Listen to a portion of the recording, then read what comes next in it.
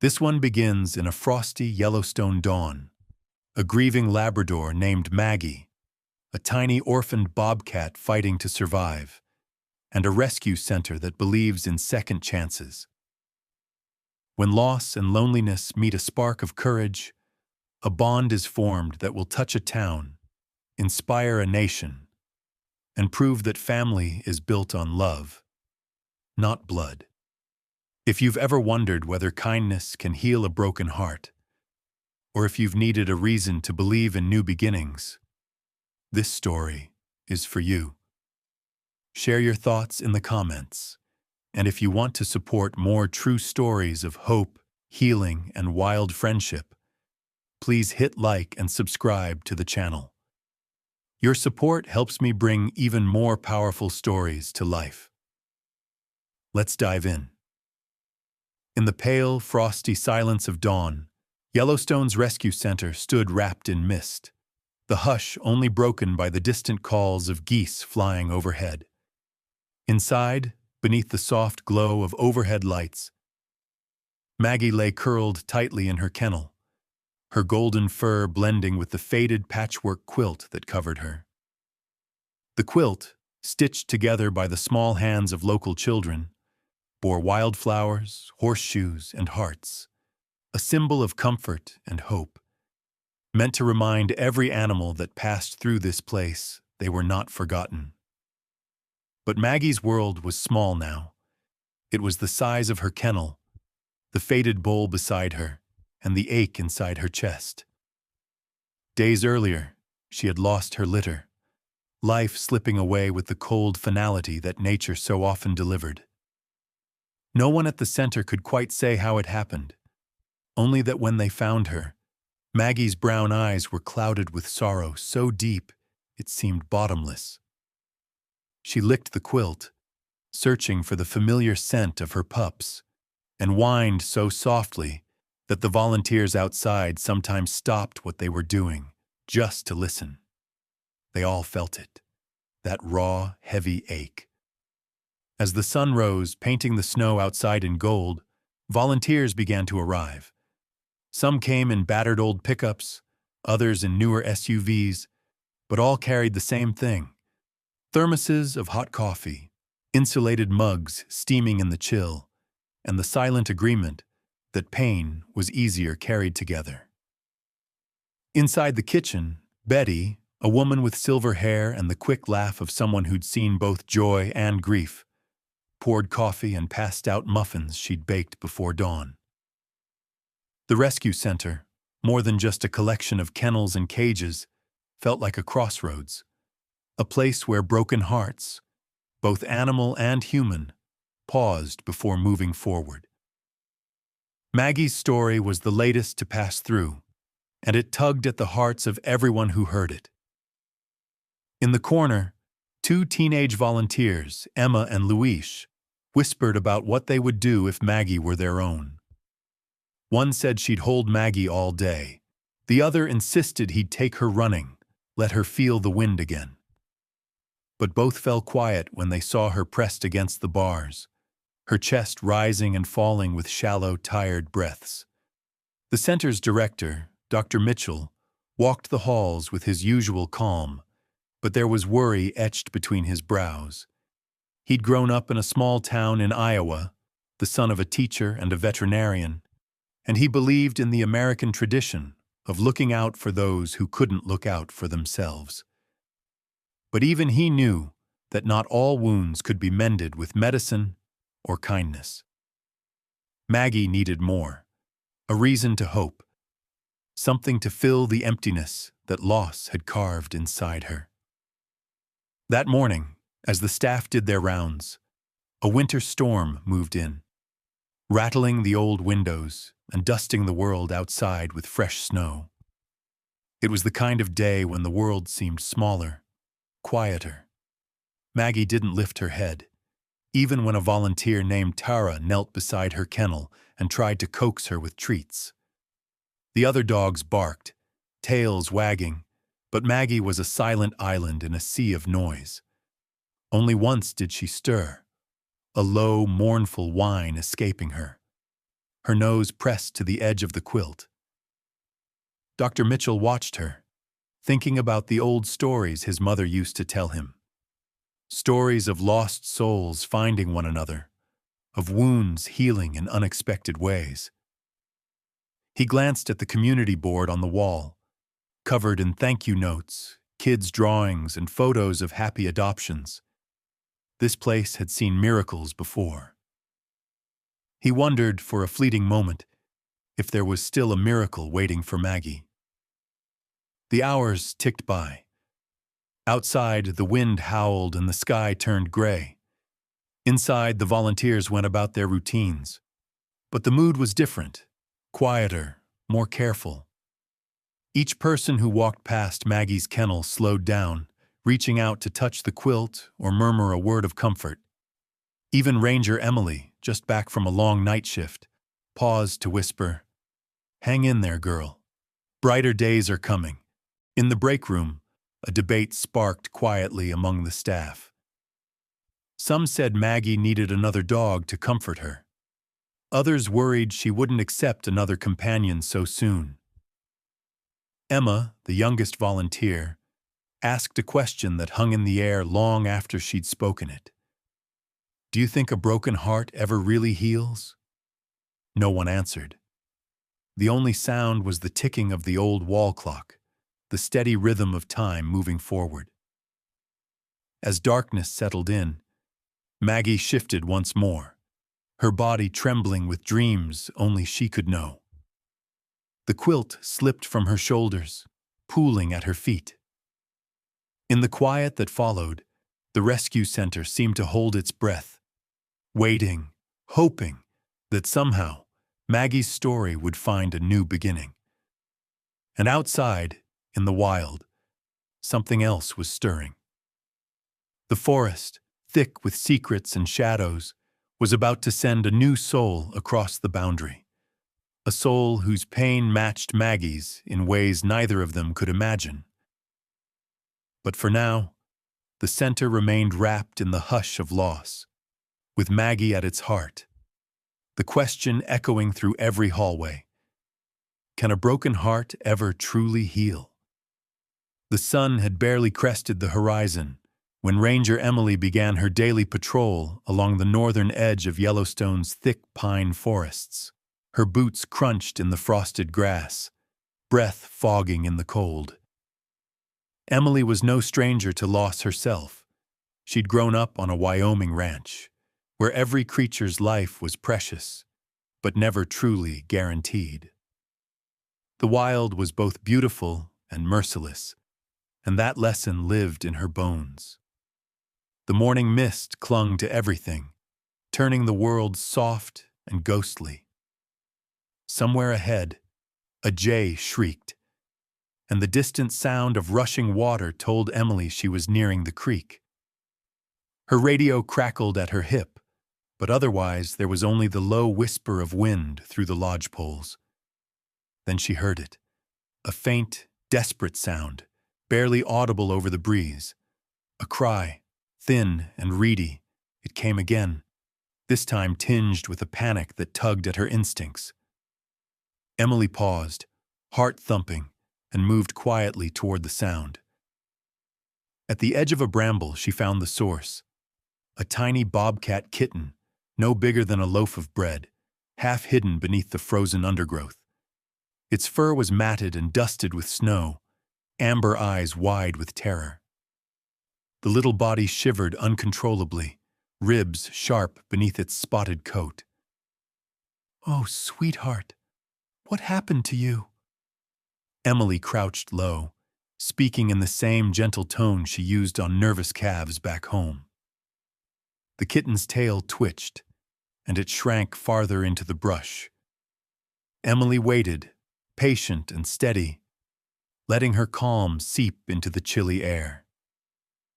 She slowly slipped off her gloves and reached into her jacket pocket, pulling out the corner of a granola bar. The kitten sniffed, nostrils flaring, driven by hunger and fear. Emily whispered a prayer, one she'd learned long ago from her grandmother. "Guide the lost, guard the weak." It was a Wyoming thing, the kind of quiet hope passed down through generations who knew what it meant to face the wild with nothing but grit and faith. She extended her hand, palm open, offering the food and her trust. Minutes ticked by, but finally, the kitten crept forward, hunger overcoming caution. Emily wrapped her coat around the trembling body, feeling the rapid heartbeat against her chest. "You're safe now. I've got you," she murmured. In that moment, the forest felt less cruel, as if nature itself paused to witness this fragile truce between wild and human. Emily radioed the center, voice steady but urgent. "I found a bobcat kitten. Alone, probably orphaned. He's freezing, barely old enough to be on his own. I'm bringing him in." The response was swift. "Copy that. We'll be ready." Emily jogged back to her truck. Kitten pressed close, promising herself she wouldn't let him slip away. On the drive back, Emily glanced at the kitten, who blinked up at her with a haunted, uncertain gaze. She tried not to dwell on the odds. Alone, so young, his chances in the wild were slim. In Yellowstone, life and death wove together in every shadow. But sometimes, just sometimes, people could tip the scales. When she reached the center, the staff hurried to meet her. Dr. Mitchell checked the kitten's vitals while Tara warmed towels in the dryer. "He's dehydrated, cold, and scared out of his mind," Dr. Mitchell said, concern etched in every word. "We'll do our best." Emma, the young volunteer, stroked the kitten's head, whispering encouragement. She named him Scout, because he's a survivor, she insisted, and everyone agreed. Scout's first hours in the center were tense. He flinched at every sound, refusing food at first, then gulping it down as hunger took over. The staff set up a quiet recovery room, dim lights, soft blankets, and the steady hum of a space heater. The American flag hung in the hallway just outside, a quiet reminder of the country's ideals, compassion, resilience, the promise that every life deserved a chance. News of Scout's arrival spread through the center. Maggie, still wrapped in her grief, barely noticed at first. But by afternoon, a subtle change stirred in the air, a shift that only those who lived and worked with animals could feel. The center's rhythm, once dulled by loss, quickened with the presence of this tiny fighter. Yet beneath the hope, worry lingered. The staff knew that wild orphans rarely survived, especially those who had tasted the cold bite of loneliness. Nature could be unrelenting, and for all their care, all their effort, the question loomed. Would this wild orphan even survive the night? That evening, as the wind howled outside and snow piled against the windows, Emily returned to check on Scout. She found him curled into a ball, breathing slow but alive. She knelt and whispered, "You're not alone anymore, little guy.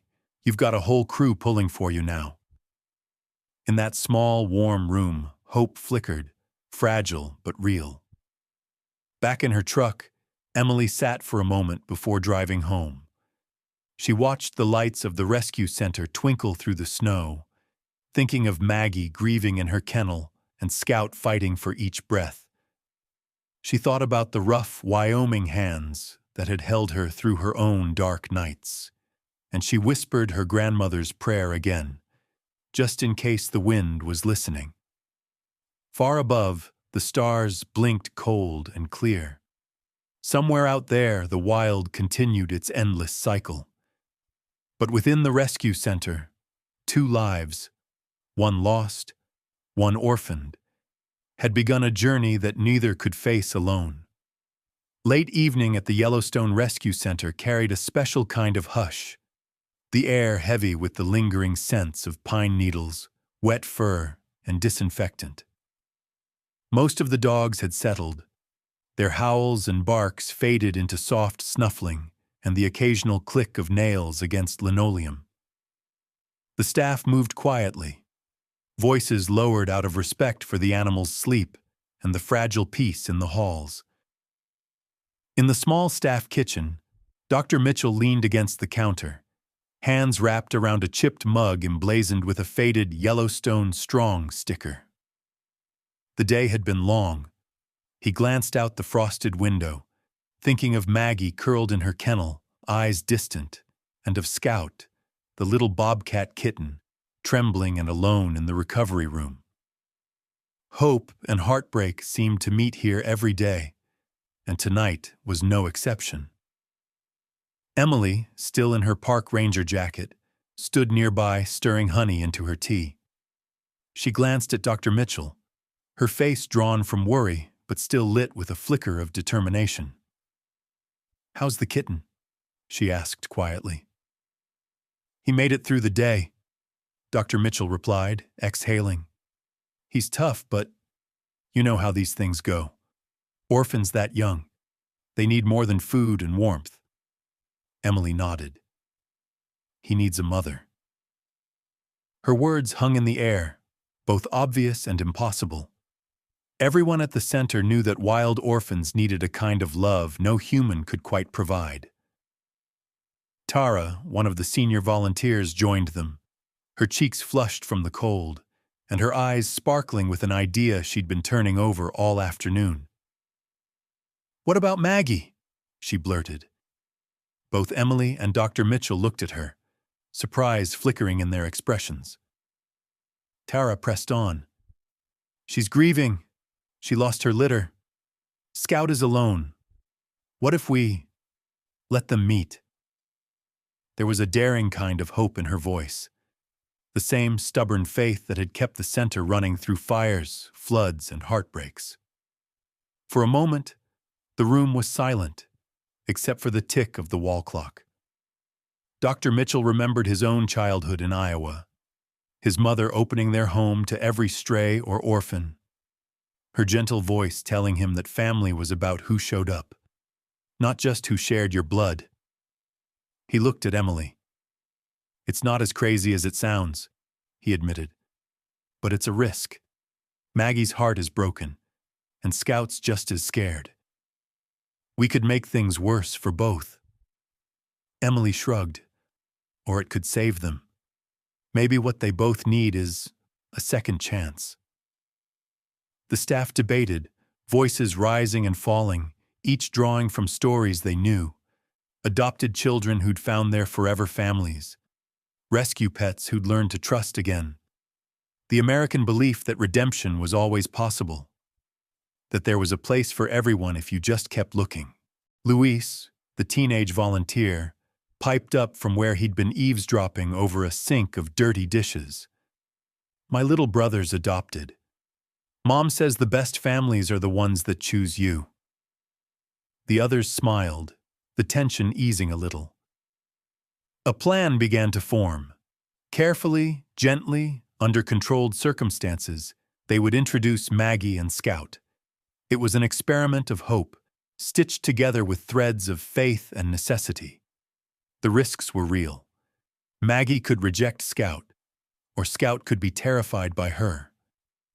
But if it worked, if some spark of connection could leap the species divide, maybe both could begin to heal. Before the introduction, Emily sat in Maggie's kennel speaking softly, her words more for herself than for the dog. "You're not alone, girl. Not anymore. Sometimes the family we get isn't the family we planned." Maggie leaned into Emily's hand, the smallest wag in her tail, a sign, perhaps, that the old pain had not completely crushed her spirit. Meanwhile, Scout was wrapped in a warm blanket, his tiny body pressed against a plush toy meant to mimic the comfort of a mother. Emma, sitting beside him, told him stories in a whisper. "You're safe now. You've got a whole team rooting for you, little guy." The American ethos, of second chances, of never giving up, was alive in every word, every gesture.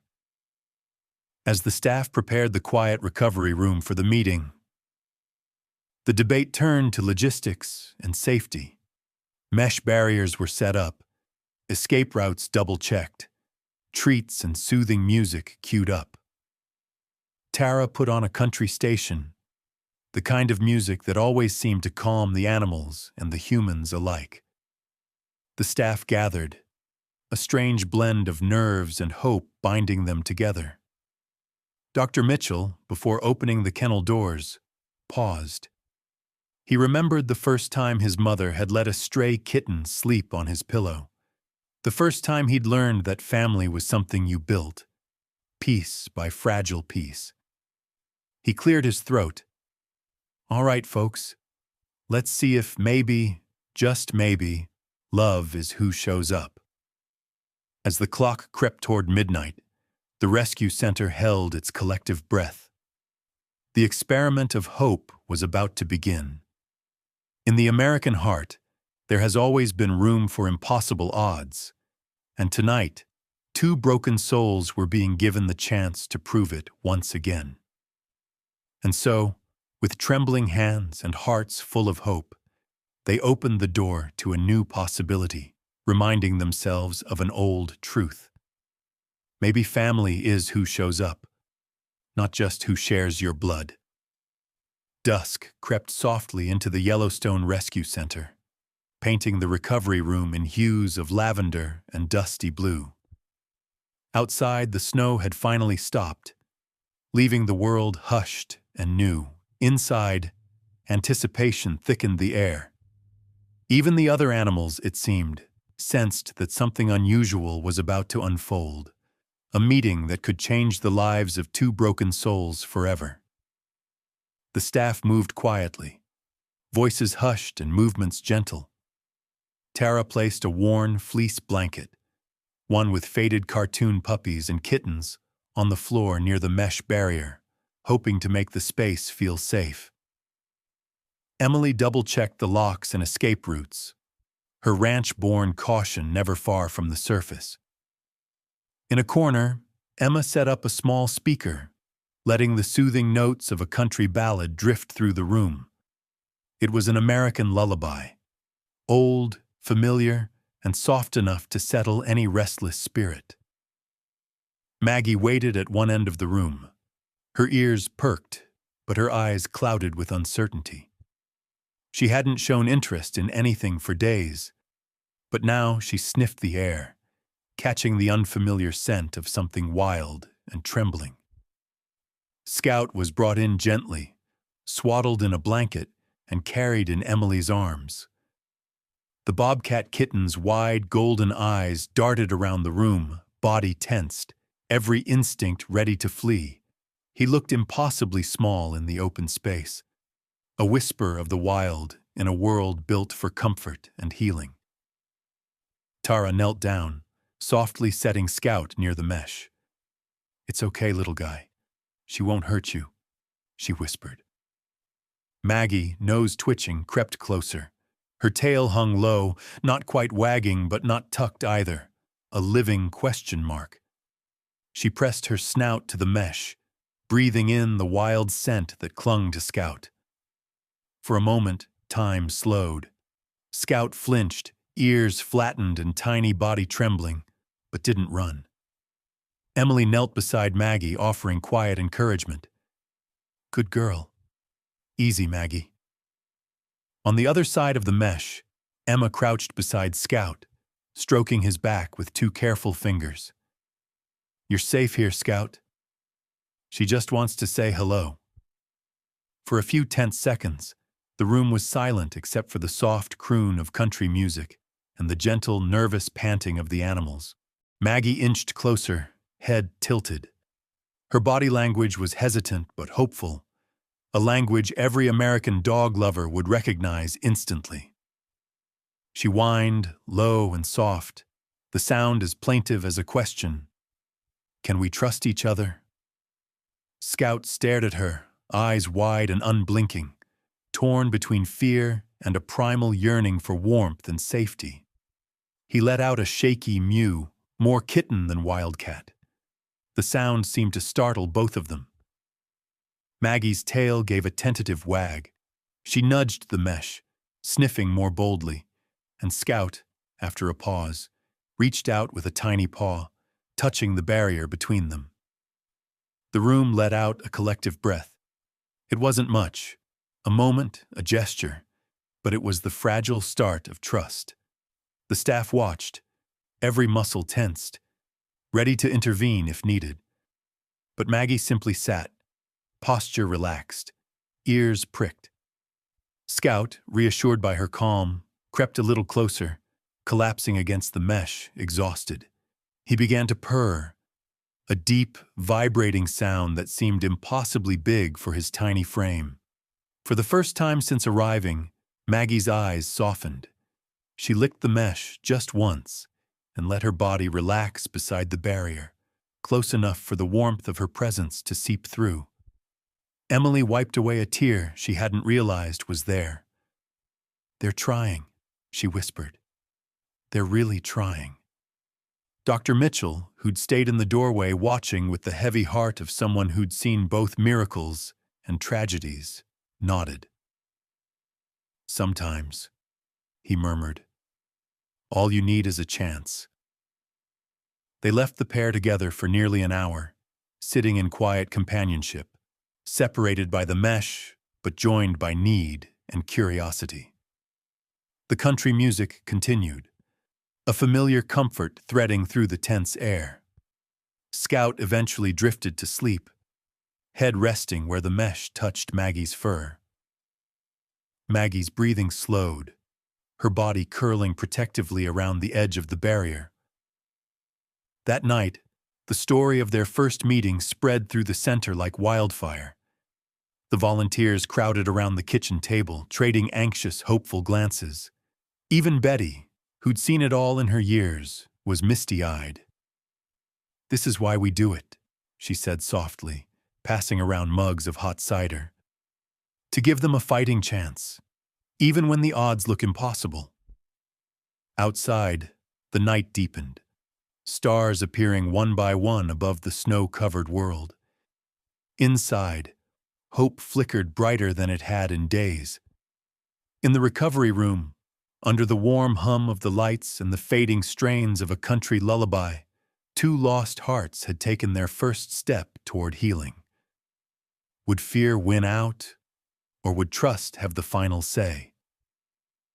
The question lingered, echoing through the center, waiting for the answer that would come with the morning light. The rescue center's play yard awoke crisp and golden beneath a flawless sky. The first real taste of autumn was in the air, and with it, the promise of something new. For days after the tentative meeting, Maggie and Scout were kept on either side of the mesh, watched carefully as their silent dance continued. Each morning brought a little more bravery, a little less fear. On the fifth day, Dr. Mitchell made the call. He gathered the staff early, his voice gentle but resolute. "It's time. Maggie's showing all the right signs, and Scout, well, he needs this as much as she does. We'll be careful, but I think we owe them the chance." The room hummed with nervous excitement. Betty dabbed her eyes and slipped an old red bandana onto Maggie's neck, whispering, "For luck, sweetheart." Luis, his arms full of freshly laundered towels, grinned at Scout through the glass. "Today's your big day, buddy." The preparations were painstaking. Treats were scattered in the yard, hiding places set up along the fence, and every staff member took a position, ready to step in if needed. The moment felt like the opening night of a play. So much hope, so much at stake. Finally, Emily opened Maggie's kennel. "Come on, girl, someone's waiting for you." Maggie stepped out, tail tucked but eyes alert, moving with cautious purpose. On the far side, Emily set Scout down gently, then stepped back. The little bobcat paused, sniffing the new air, ears swiveling, whiskers twitching. He spotted Maggie and froze, instinct warring with hunger and loneliness. For a heartbeat, time seemed to stop. Then, hunger and something deeper overpowered fear. Scout crept forward, belly low, eyes never leaving Maggie's steady gaze. Maggie knelt, her body curved protectively, and let out a soft, rumbling whine. Scout hesitated then, driven by a need older than either of them. He nuzzled into her side, searching for warmth and comfort. Maggie responded as only a mother could. She turned, curved herself around the trembling kitten, and began to lick his head in long, gentle strokes. Scout's body relaxed, his breathing slowing as the rhythm of Maggie's heartbeat steadied him. Then, with a trust that stunned the onlookers, Scout nestled against her belly and began to nurse. The play yard, for that moment, was silent except for the sound of wind and the distant laughter of children from the nearby elementary school. An older volunteer, Mrs. Gerber, wiped away tears with the edge of her sleeve. She whispered to Dr. Mitchell, "This is the America I love, where kindness wins."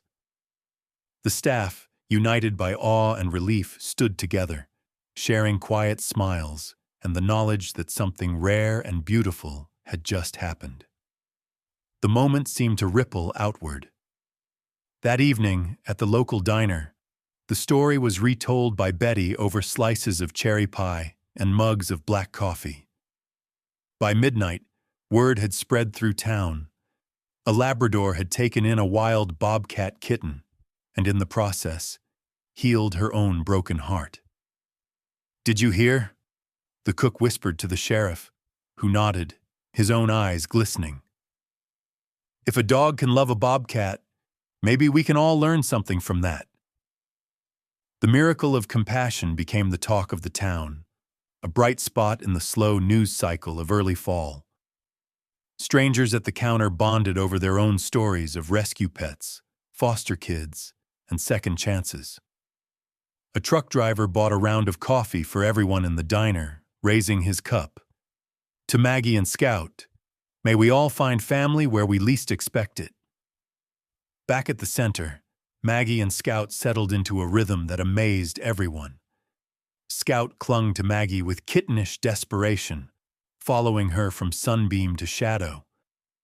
Maggie, for her part, accepted her new charge with a gentle patience, guiding Scout through the world as if he were her own. She taught him to chase leaves, to dig shallow holes in the mulch, and to nap in patches of sunlight. At night, Maggie curled around Scout, her body a barrier against the cold and the dark. The play yard became their kingdom. School children lined the fence to sketch the unlikely pair, their giggles and shouts carrying the news home.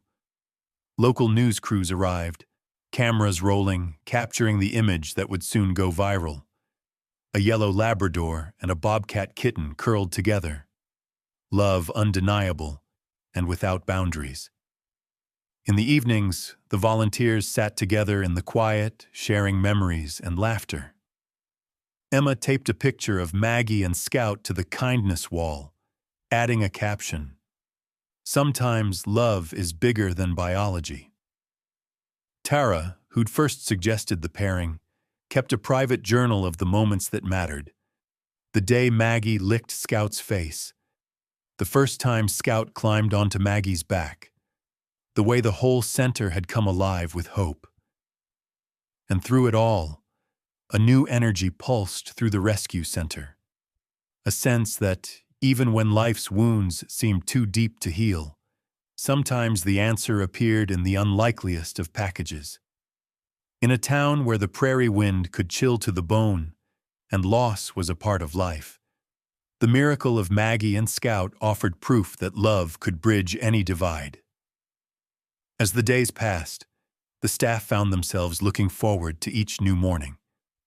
They watched Maggie and Scout, two survivors bound not by blood, but by the deepest, oldest need of all, to belong and to be loved. Bright sunlight poured into the rescue center's garden, chasing away the last chill of fall and turning the grass a rich, glimmering green. For the first time since Scout's arrival, the world felt less heavy, like hope had settled in with the morning dew. School was out for the day, and the fence line filled with the voices and laughter of local children, their sketch pads balanced on their knees as they watched the center's new, unlikely family. Maggie had blossomed into her new role with the gentle wisdom only time and heartache could teach. Where before she moved slow and distant, now she sprang up at dawn, tail wagging, eyes bright, a new lightness in her step. Every morning, Scout was at her side, still a little wobbly but growing bolder, his kitten curiosity blooming in this garden of second chances. Maggie's instincts were pure Labrador. Every stick was an invitation, every patch of grass a treasure map. She dropped a ball at Scout's paws, nudging him gently with her nose. At first, Scout was bewildered, pawing uncertainly at the bright blue sphere.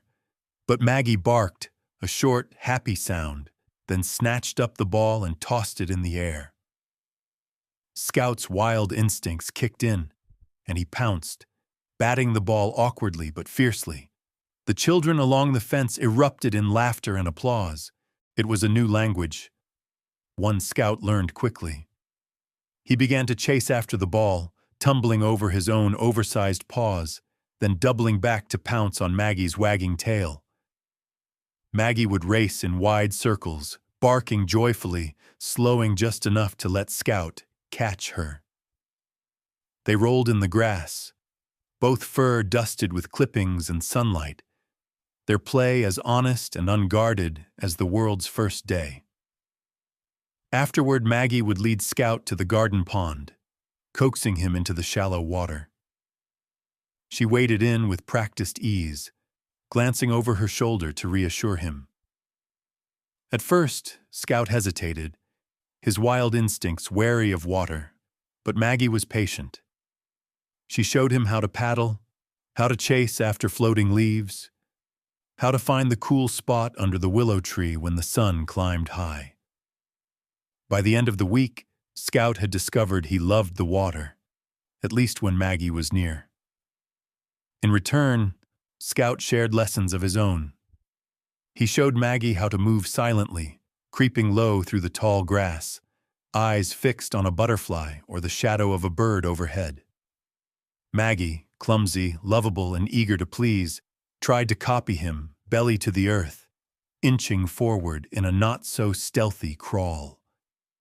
The children cheered for each attempt, some even imitating the animal's antics in their own games. Scout would leap from hiding to surprise Maggie, and she'd jump back, barking in delight. The garden became a stage for their adventures. Local kids, inspired by what they saw, filled sketch pads with pictures, Scout perched on Maggie's back, the pair napping beneath the old oak tree, or chasing each other through piles of leaves. Some of the drawings were hung on the center's kindness wall, a mosaic of hope and creativity. Others found their way home, taped to refrigerators and bedroom doors, spreading the story even further. For the volunteers, watching Maggie and Scout was a kind of healing. Tara caught herself smiling more, her journal now thick with daily stories, Scout's first swim, Maggie's patient teaching, their shared naps in the golden afternoon light. Emma started a scrapbook, collecting photos and kids' drawings, determined to remember every moment. Dr. Mitchell, so often burdened with the center's worries, found himself pausing at the garden fence just to watch, his heart lightened by the spectacle of innocence and joy.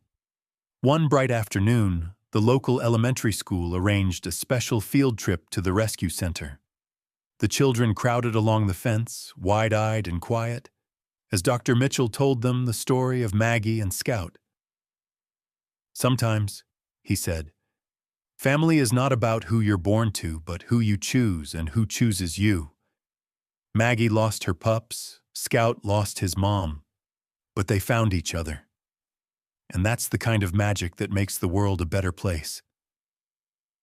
The children listened, then unleashed a flurry of questions and stories about their own pets, about kindness, about second chances. As the days turned, Maggie and Scout grew inseparable.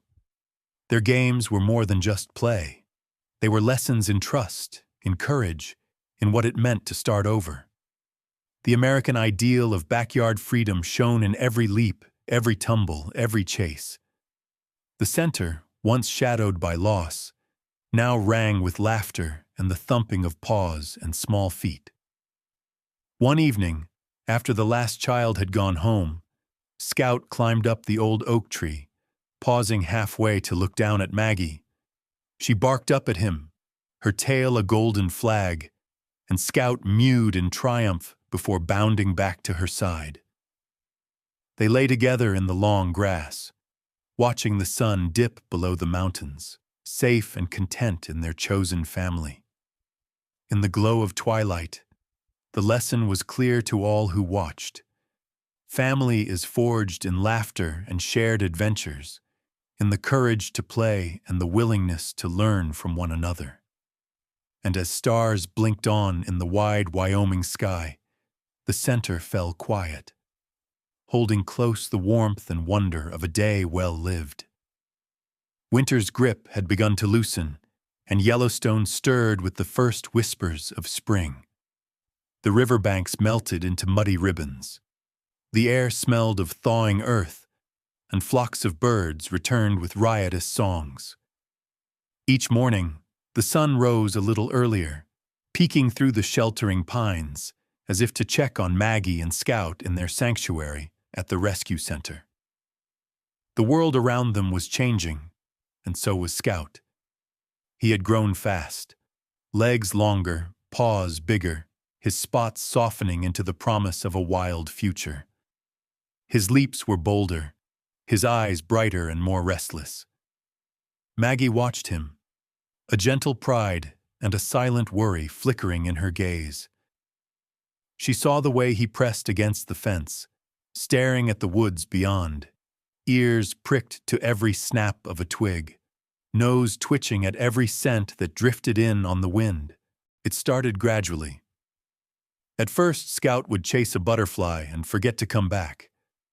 Then he'd wander to the very edge of the play yard, staring at the open wild with a longing that made Maggie ache. Each night, she waited faithfully at the gate, nose to the cold bars, hoping he'd return quickly. Sometimes he did, tumbling into her side with kittenish affection. But sometimes, he lingered just out of reach, looking back with an expression Maggie recognized, a yearning for something only the wild could offer. The staff noticed, too. Emily watched from her truck as Scout sat for hours, still as stone, at the far fence. "He's got the call in him," she told Dr. Mitchell as they sipped coffee in the pale morning light. "You can't bottle up a bobcat forever. He'll break his own heart if we try." Dr. Mitchell nodded, his own heart heavy. He remembered how it felt to watch his own children grow up and drift toward dreams that took them far from home. The rescue center hummed with bittersweet energy. Maggie and Scout's story had become a legend, but even legends must change. The local school children wrote letters and drew pictures, some with Scout soaring over pine trees, others with Maggie waiting patiently, eyes bright but sad. "Don't let him go," one little girl wrote. "But if you have to, let him come back."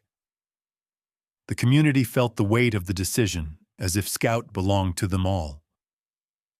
On a warm afternoon, Scout surprised everyone. He leapt the play yard's tallest log, landing gracefully on the far side. For a heartbeat, he stood poised, wild and beautiful, eyes locked on the trees. Maggie barked once, sharp and pleading, and Scout stopped, torn between two worlds. Then, just as quickly, he turned and bounded back to her, burying his face in her fur. Maggie licked his head, tail wagging, her relief palpable. But the message was clear. The wild was calling, and soon it would not be denied. Nights grew restless. Scout prowled the fences, his cries echoing in the dark. Maggie stood sentinel at the gate, sometimes whimpering, sometimes barking softly, trying to reassure him, or maybe herself, that everything would be all right. The staff gave them extra blankets, extra treats, but nothing could quiet the tension stretching between the pull of love and the tug of freedom. Emily understood in a way few could. One evening, she brought her old guitar to the play yard, settling by the fence as the sun dipped behind the mountains. She strummed a slow, gentle tune, her voice carrying across the grass. I know you gotta run. I know you gotta try. Spread your wings and chase that wild Wyoming sky. Scout sat beside Maggie, their bodies pressed close, both listening, both comforted by the song and by each other. Emily sang until the stars came out, and Scout finally fell asleep, nose tucked beneath Maggie's chin. But even music could not hold back the inevitable. Each dawn found Scout more restless, more distant. He practiced climbing, balancing on the highest branches of the old oak, eyes fixed on the horizon. Maggie watched every move, her pride and pain intertwined. She remembered the loss that had nearly broken her, and the kitten who had given her a second chance. Now she faced losing him too, but for a different reason. The staff tried to prepare her and themselves for what was coming. Betty baked extra biscuits, sneaking them to Maggie with a quiet, "For strength, sweetheart." Luis built a new platform by the fence, hoping Scout might linger a little longer if he could see farther. Emma took more pictures than ever, desperate to capture every last moment before the world shifted again. One rainy morning, Scout didn't come when called. Panic prickled the staff, but they found him at the far edge, staring through the wet pines, the world beyond just out of reach. He didn't run away, not yet, but everyone could feel the moment coming. A farewell not of anger or loss, but of love grown too big for one place. As spring came into full bloom, Maggie kept her silent vigil at dusk, waiting for Scout to return from his explorations. The staff joined her sometimes, hands on her back, offering comfort even as their hearts ached. They all understood, in their own way, that letting go was part of loving, maybe the hardest part of all.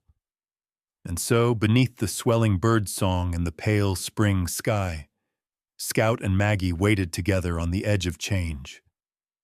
Their story was not ending, but turning, a bittersweet truth familiar to anyone who's watched a child, a friend, or a wild heart chase a dream beyond the fence line. Word of Scout's restless longing had spread far beyond the rescue center's fences. It reached coffee shops and church basements, school assemblies, and late-night diners across the small Wyoming town. "What'll become of the bobcat?" became a question that hovered over every checkout counter and town gathering. Some folks thought Scout belonged in the wild. Others insisted he'd never survive without Maggie. In the heart of the community, an old American debate stirred, the delicate line between freedom and belonging, nature and nurture. That week, the rescue center called a town hall meeting. The community room filled quickly, ranchers in dusty boots, teachers still smelling of chalk, retirees with dog-eared newspapers under their arms, and families in flannel, their children tugging on sleeves. A quilt covered the long table at the front, a patchwork of the same fabric that comforted Maggie through her darkest days. The sense of occasion was palpable. Dr. Mitchell stood, voice steady but earnest. "Scout is healthy now, thanks to Maggie and all of you, but he's growing up, We have to decide, together, what comes next. Do we keep him here, or give him the freedom he was born for? Emily, in her ranger uniform, spoke next, sharing stories of the wild, the dangers, and the beauty. Bobcats aren't meant for fences, she said softly. But Scout isn't just any bobcat. He knows kindness. He knows family. He's part of our story, too. The crowd murmured, divided, unsure. Some saw Scout as a symbol of survival and community. Others worried he'd never adjust to life beyond the center. Or worse, that he'd lose his gentle spirit in the struggle to survive. Then, as the room quieted, a new voice broke the silence. At the back, Old Man Red Elk rose, leaning on his cane. He was a respected native elder, rarely speaking unless the subject was worth every word. His weathered face softened as he looked around the room. We say the bobcat's spirit is a wild one. His medicine is that of independence, curiosity, and courage. But in all our stories, the wild must return to the wild, or the heart forgets how to sing. He paused, gaze resting on Maggie, then Scout, shown on the screen. It is not for us to keep him caged because we love him. True love is letting go, even when it hurts. That's what the land teaches. The room stilled. A teacher dabbed her eyes. Betty gripped Maggie's red bandana in her lap. The sheriff, who had listened without speaking, finally said, "We owe it to Scout to give him a real choice, and to Maggie, too, for giving him a future." Voices rose, gentle, respectful, a true American patchwork of opinions. Some called for keeping Scout, afraid of the pain of another goodbye. Others wanted to see him run free, to prove that even the gentlest hearts could survive. It was democracy at its smallest and most sincere, the kind that made the town proud. Votes were cast, counted by the same hands that built barns and baked pies. In the end, the choice was clear. Scout would be prepared for release, but the door would always be open should he find his way back. Dr. Mitchell promised, "He'll go with every advantage we can give him. Tracking collar, lessons in hunting and hiding, and Maggie's strength in his heart." Preparation began at once. The staff shifted their routines, gently encouraging Scout's wild instincts. Emily led tracking exercises in the woods beyond the center. She scattered scents and food, teaching Scout to rely on his senses. Maggie watched each lesson, torn between pride and sorrow, sometimes trotting along at Scout's side, sometimes waiting at the fence, tail wagging slowly. School children visited, some in tears, others writing notes to tie to the fence. "Come back and visit. We love you, Scout. Be brave." The kindness wall filled with new art.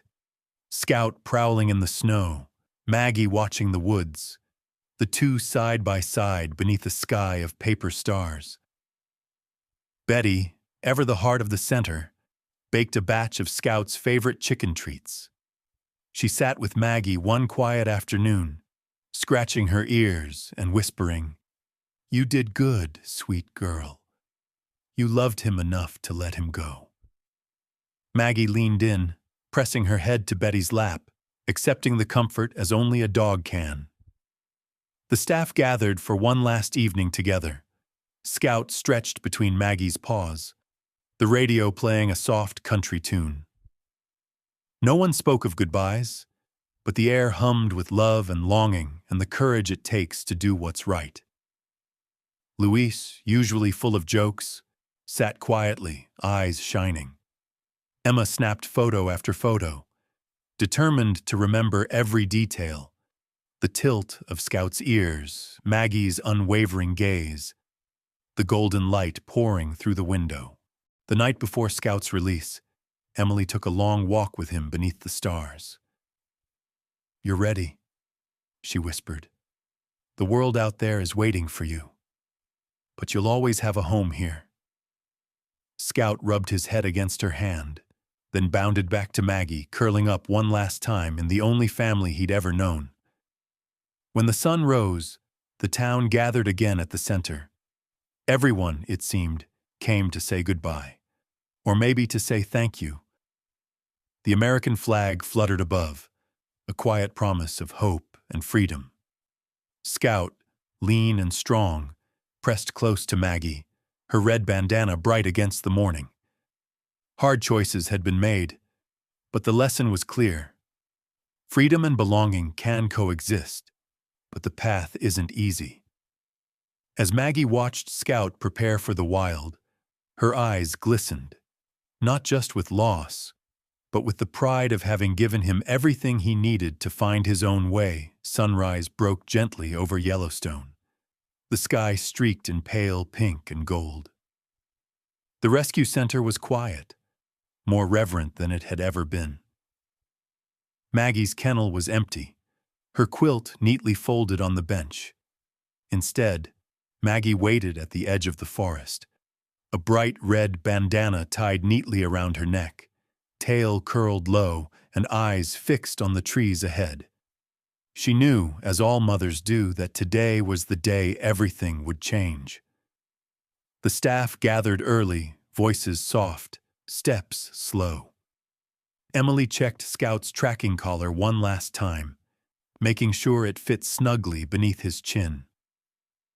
"You're a wild one now," she whispered, rubbing his ears. "You've got your whole life ahead of you. Don't forget where you came from, but go find out who you're meant to be."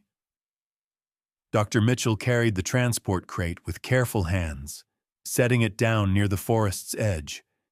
He glanced at Maggie, then at Scout, pride and ache mingling in his gaze. A small crowd had come to witness the moment. Ranchers in well-worn jackets, children clutching homemade signs and art from the kindness wall, volunteers who had cleaned kennels and wiped away tears for years.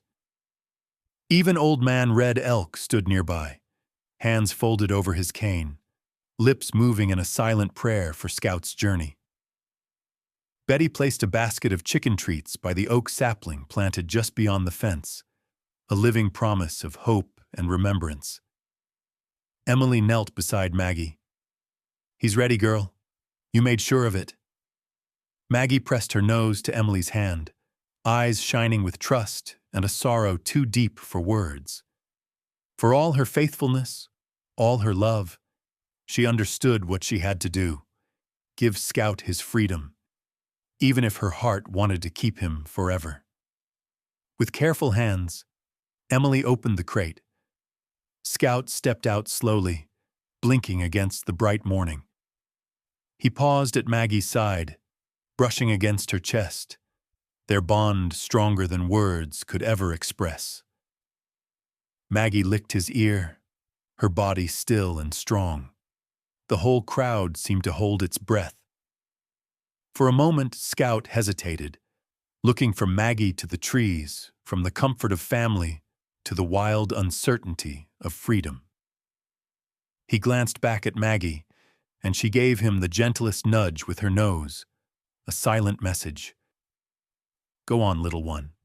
I'll always be here." Scout moved forward, step by step, paws sinking into the dew-soaked grass.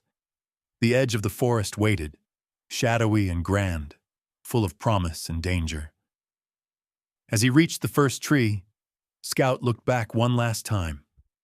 The sun caught his golden eyes, and for a heartbeat, he seemed suspended between two worlds. Then, with a bound, he disappeared into the undergrowth, the wild swallowing him up as if he'd always belonged. Maggie watched, unmoving, until the last flick of Scout's tail vanished from sight. Emily knelt beside her, slipping an arm around her shoulders. "You gave him a future," she whispered, voice thick with emotion. "He wouldn't have made it without you." Dr. Mitchell joined them, kneeling to scratch Maggie's head. "You're the bravest soul I know," he said softly, his own eyes wet. "Family is about loving enough to let go." The crowd was quiet at first. Then someone began to clap.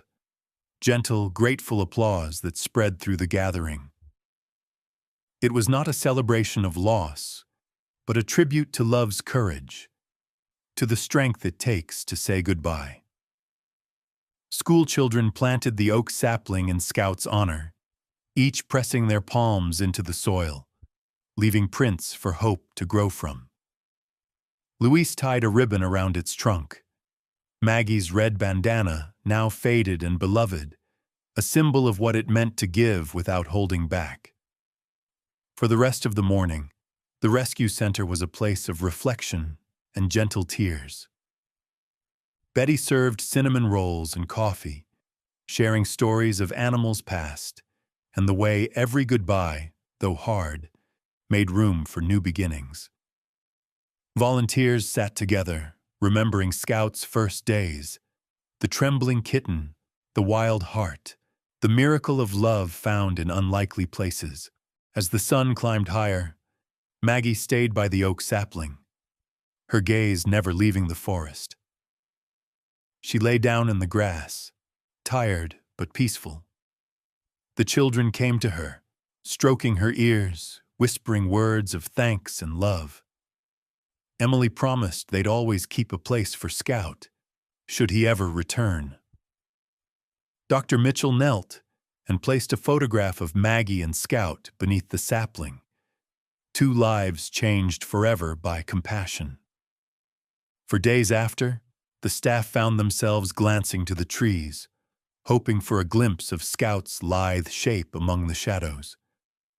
Maggie waited faithfully every dawn and dusk, eyes trained on the horizon.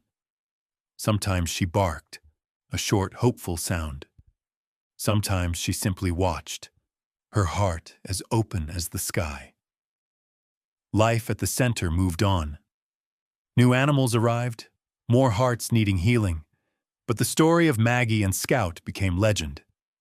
Parents retold it to their children. Teachers pinned sketches to classroom walls. The oak sapling grew, its roots deepening, its branches stretching skyward, a living memory, a symbol of hope. The bravest hearts, everyone agreed, are the ones that give and then stand back as their loved ones journey on. Maggie had done what few could. She healed another's wounds, then set him free to become himself.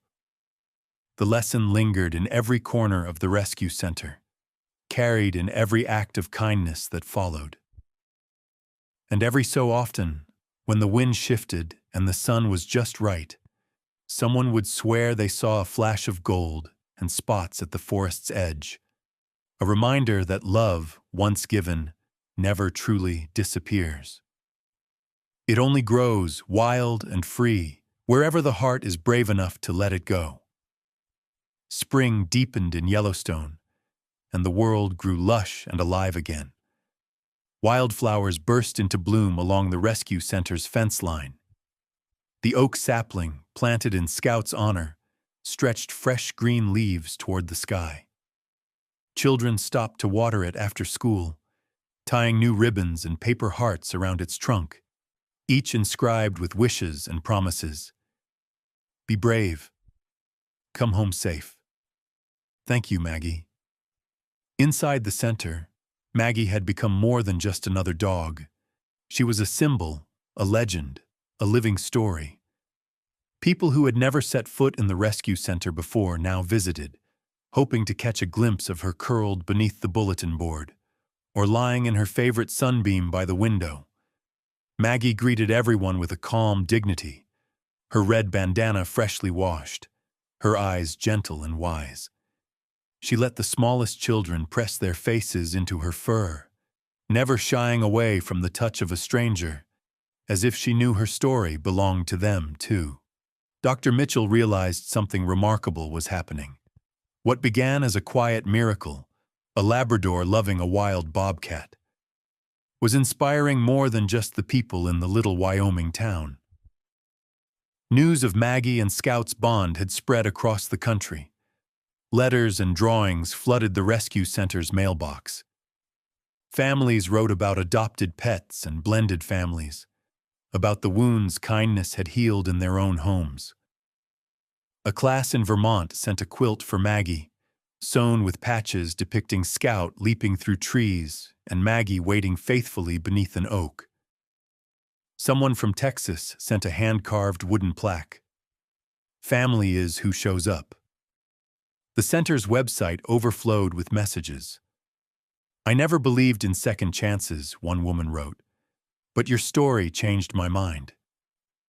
A father posted a video of his son reading a story about Maggie and Scout to their own rescue dog.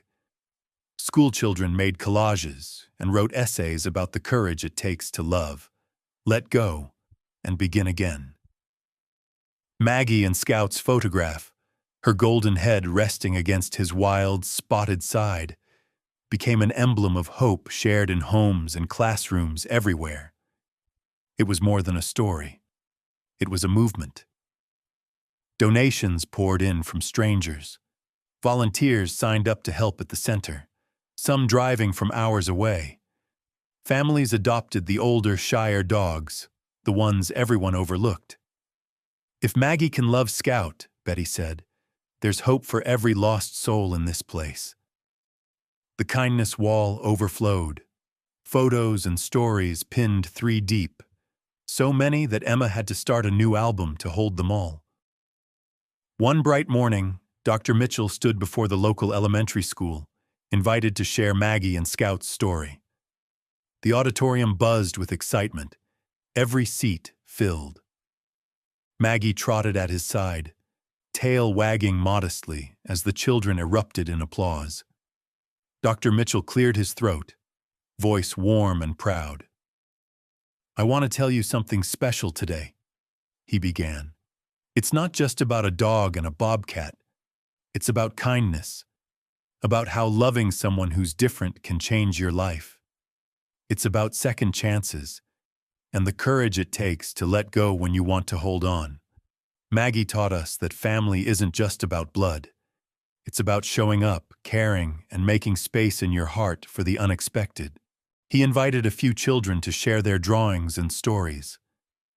One girl, voice quivering, read aloud, Maggie showed me it's okay to be sad when you say goodbye. That's how you know you really loved. Another, a quiet boy with a stutter, managed a simple, I hope Scout is happy in the woods. I hope he remembers Maggie. The whole auditorium clapped, not just for the children, but for the lesson that now lived in every corner of their school. Later that week, the Rescue Center hosted a community day, inviting families to tour the kennels, meet the animals, and add their own stories to the kindness wall. Betty led a workshop on baking treats for the animals.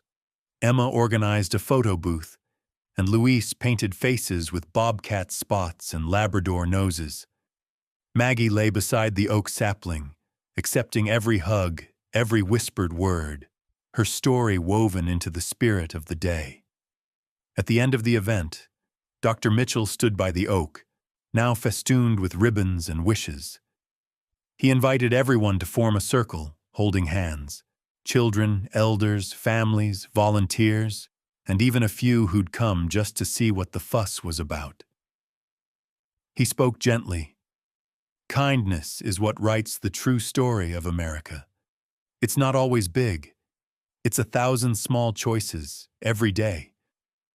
Let's keep Maggie and Scout's story alive, not just here, but in how we treat each other, in how we welcome the lost, and in how we love without limits. He invited anyone who wanted to share their own story of compassion, big or small. People did, about foster siblings, stray cats, new neighbors, and small acts of courage. Tears and laughter mingled. The day ended with a quiet promise to keep the spirit of kindness alive, together. That night, as Maggie lay by the window watching the moon rise, Emily visited for a last walk before bed. You did something big, girl, she whispered, kneeling beside her. You changed this place forever. Maggie nudged Emily's hand. closing her eyes in contentment. From then on, every newcomer to the rescue center heard Maggie and Scout's tale. Their photograph hung by the door, and the story was told in gentle voices, the story of love, loss, and finding family where no one expected. And sometimes, as dusk settled over Yellowstone and the shadows grew long, someone would see movement at the forest's edge. A bobcat, grown strong and wild, pausing just out of sight, reminding everyone that every act of kindness lives on, wild and free, in the hearts it touches. And so the legend endured, a gentle call to action. If you believe in the healing power of unexpected bonds, share your story below or with someone you love.